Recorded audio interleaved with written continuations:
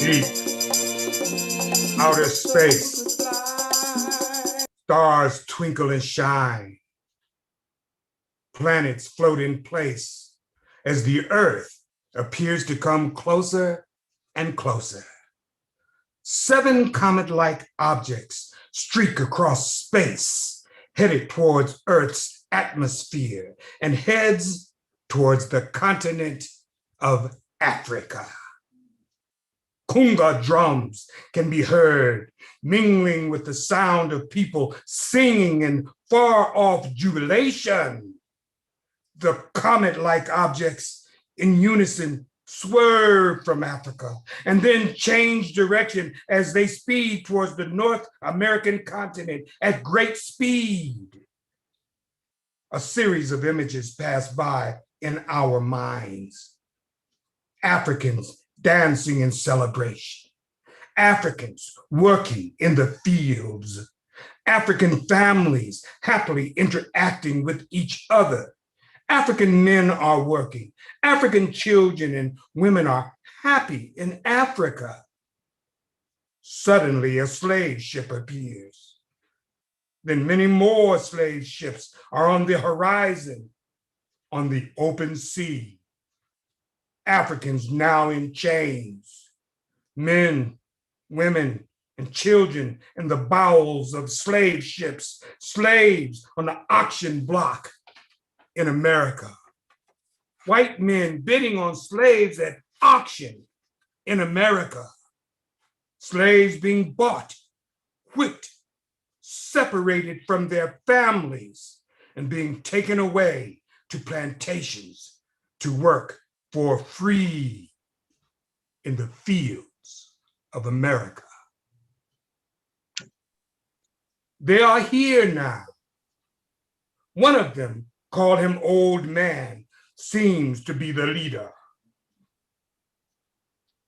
Kum Kukoyali Kum Tambe.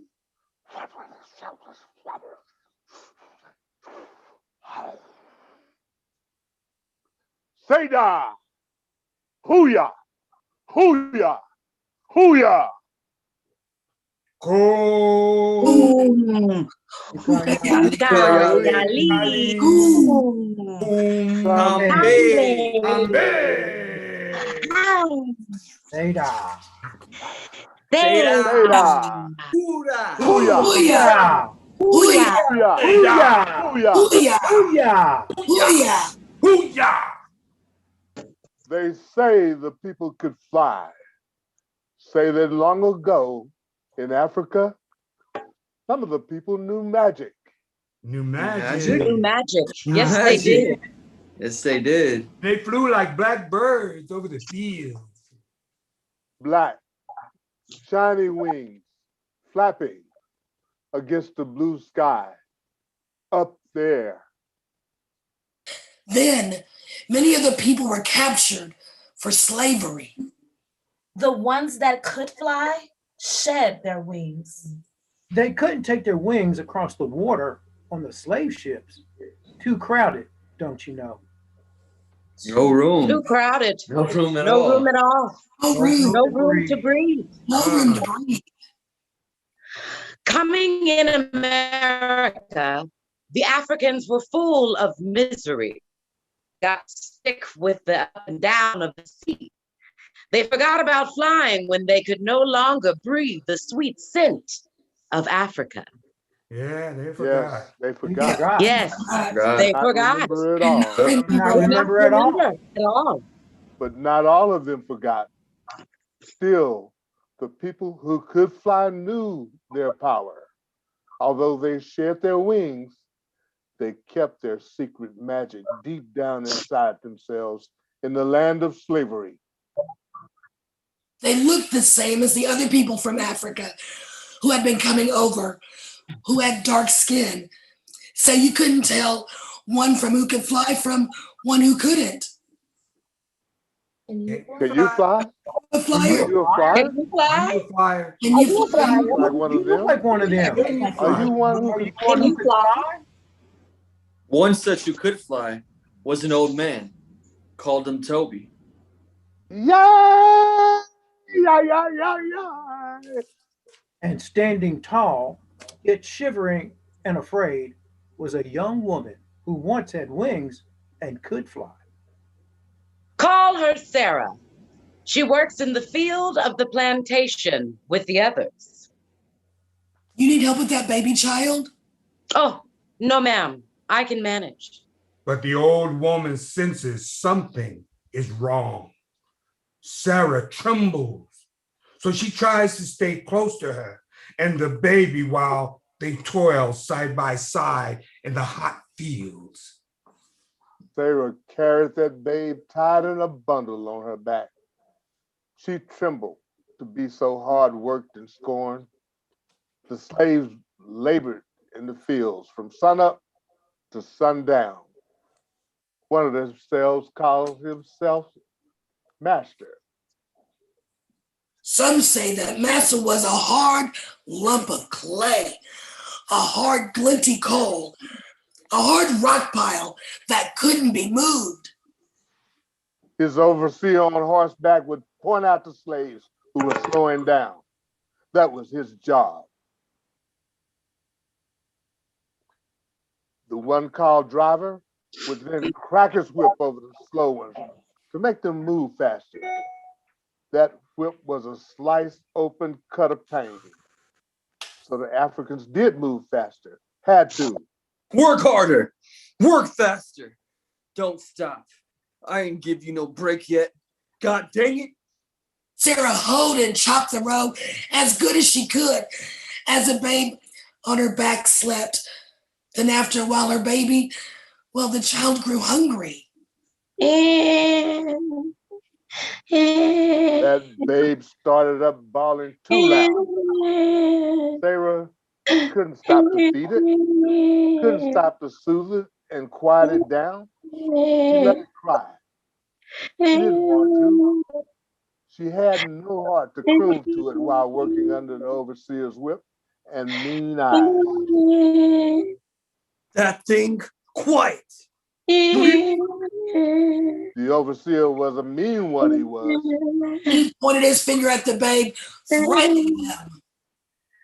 The young woman with the baby crunched down real low to the ground. The driver cracked his whip across the babe anyhow.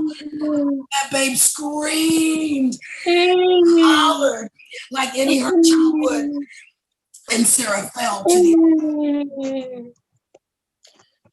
The man, old Toby, well, he was there. He came over and he soothed Sarah and the babe. He hugged her and as he helped her to her feet. I can't take this no more, Toby. We gotta go soon. I'm at my end. Yep, that's what she said. Exactly what she said. Toby could see that she was right too. Soon, daughter, Toby said right back to her. Toby could see that Sarah couldn't stand up straight no more. Sarah, well, she was too weak. And the sun burned her face. The babe, it cried. It sounded like it was saying, pity me, pity me. Sarah was so sad and starving, so weak, she plopped back down in the row in the field. Get up, you black cow. Get to work. The driver's whip leaped out and wrapped itself painfully around Sarah's legs. Her sack dress tore into bloody rags. Her legs started bleeding onto the earth. She couldn't get up.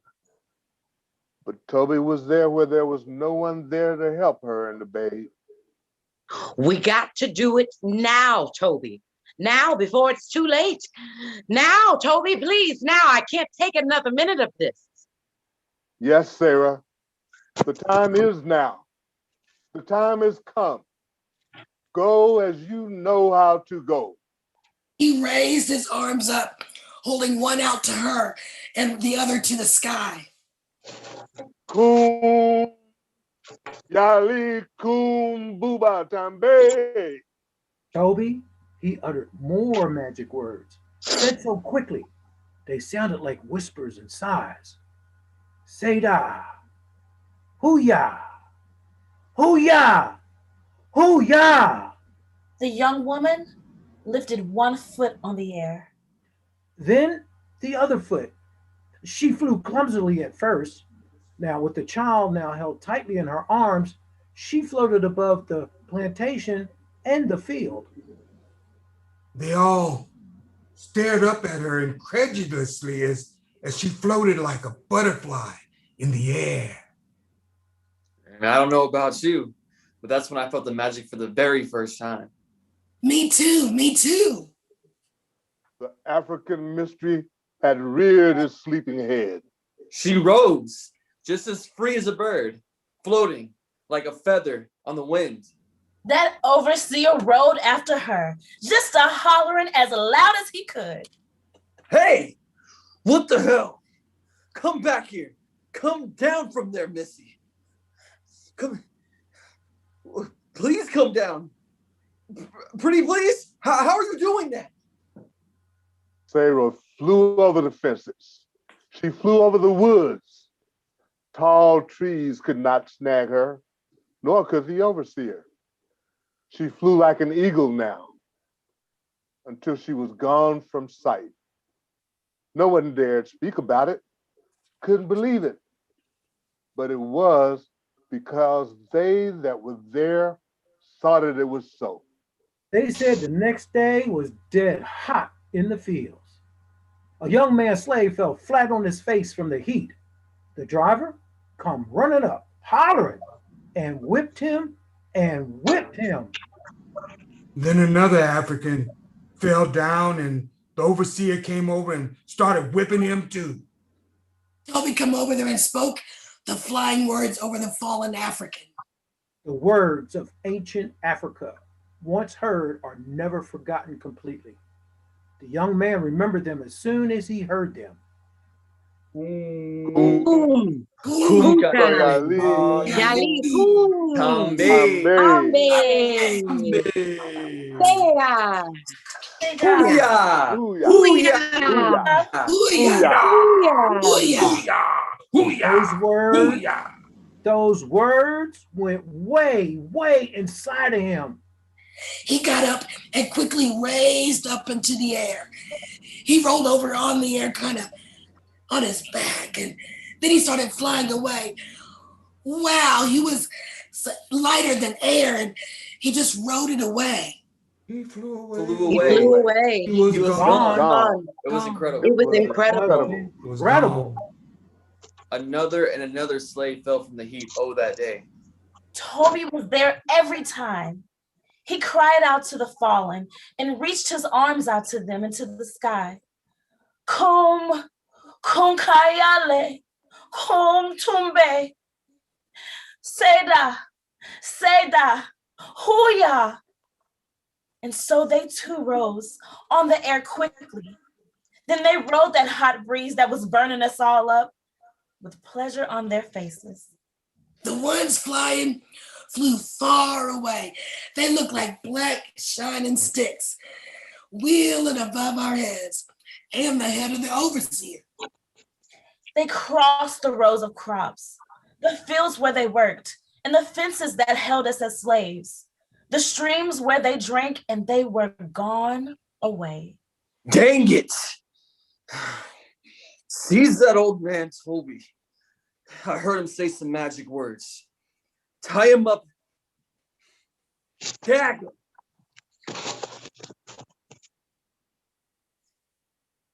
They all looked at old man Toby.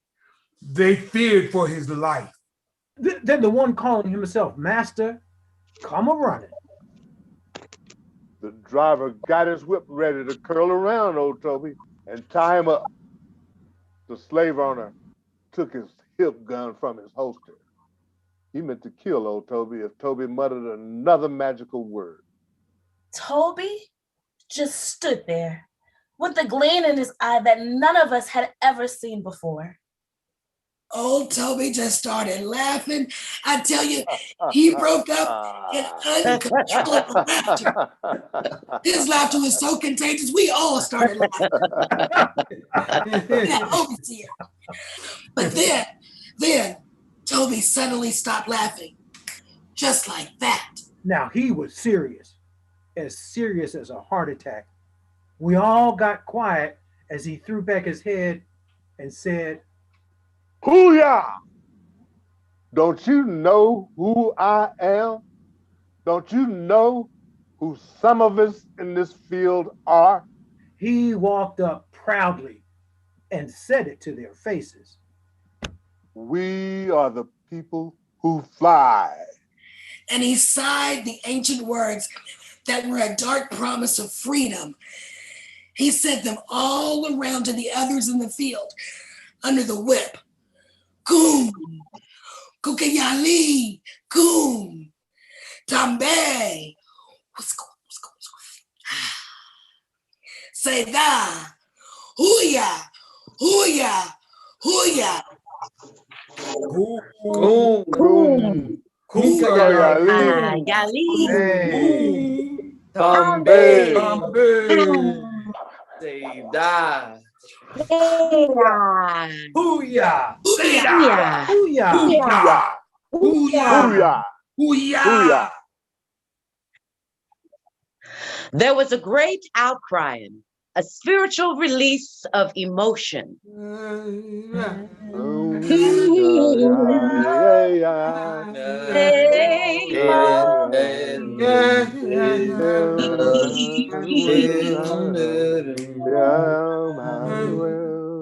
Our bent backs straightened up. The old and the young, who were called slaves and who could fly, joined hands. They made a circle, but they didn't shuffle in a circle on the ground. They rose and floated in the sky. It was a wonder to behold. They flew. They flew away in a flock that was black against the heavenly blue. Oh my God, I'll never forget it. Black crows or black shadows, it didn't matter. They floated way above the plantation, way over slavery land. They flew away to freedom. The so-called master tried to raise his gun to shoot at us, but his gun just stopped working. He couldn't even raise his arm to scratch his head. Old Toby raised his arms to the sky. He floated behind them as they floated away. He wasn't crying. He wasn't laughing. He was just smiling. He looked down on that plantation where the other slaves who could not fly, as they watched, waited and looked up at them who could fly. All of the rest who could fly were floating away now, all except the others who could not fly. They just stood there, grouped together, looking up at the others in the sky. Take us with you, Toby. We want to go home too. Their looks spoke it, but they were afraid to shout it because the so-called master was there too. Toby couldn't take them with him. Oh, he wanted to. He wanted to take each and every one of them Africans back to Africa, but he hadn't enough time to teach them how to fly. They would just have to wait for their chance to run. Forgive me. I can't take you. But one day, I hope to come back and teach you all how to fly. Take care of yourselves. I love you. Goodbye. Toby spoke with tears in his eyes. Poor souls. Then he was off, flying away, going home. The overseer told it. The one called master said it was a lie, a trick of the light. The driver kept his mouth shut. Slaves who could not fly told about the people who could fly to their children. When they were free and when they sat close before the fire in the free land, they told it. They did so love firelight and freedom, and telling and singing stories. They say that the children of the ones who could not fly told their children. And now me, I have told it to you. The People Could Fly is a detailed tale of suffering and of magical power exerted against the so-called master and his underlings. It is a powerful testament to the millions of slaves who never had the opportunity to fly away to a better life after being kidnapped and forced to come to America. Millions of us remained here as slaves, as did our children. We still live in a land with folks that hate us for no other reason than the color of our skin. But we have never stopped telling the story of the people could fly. For 400 years, we have told and retold this story given to us by our ancestors who had only their imaginations and the old magic of Africa to set them free. But we are But we are waiting for Toby. And hoping that someday he will come back to us and to teach us all how to fly. Kum, Kunkayali.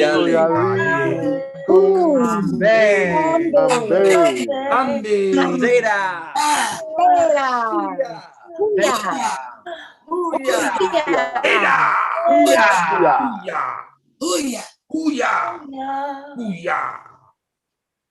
If you want to learn how to fly, always remember who you are. Hoo-yah! Hoo-yah! Hoo-yah!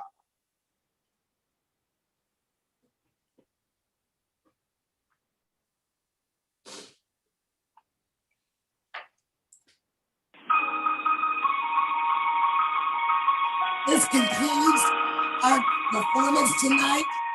We hope that you enjoyed it. It's time to introduce our cast. Playing the part of the old man, Mr. Donald Carroll.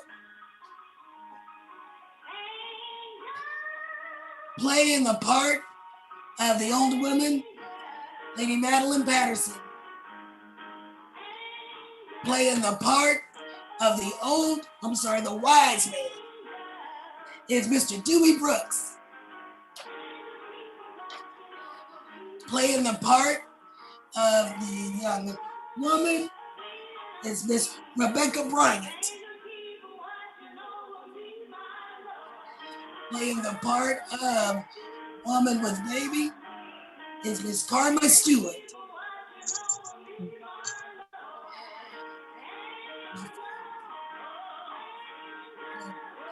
There he is. All right, playing the part of the young warrior, Mr. Jay-Z Ray.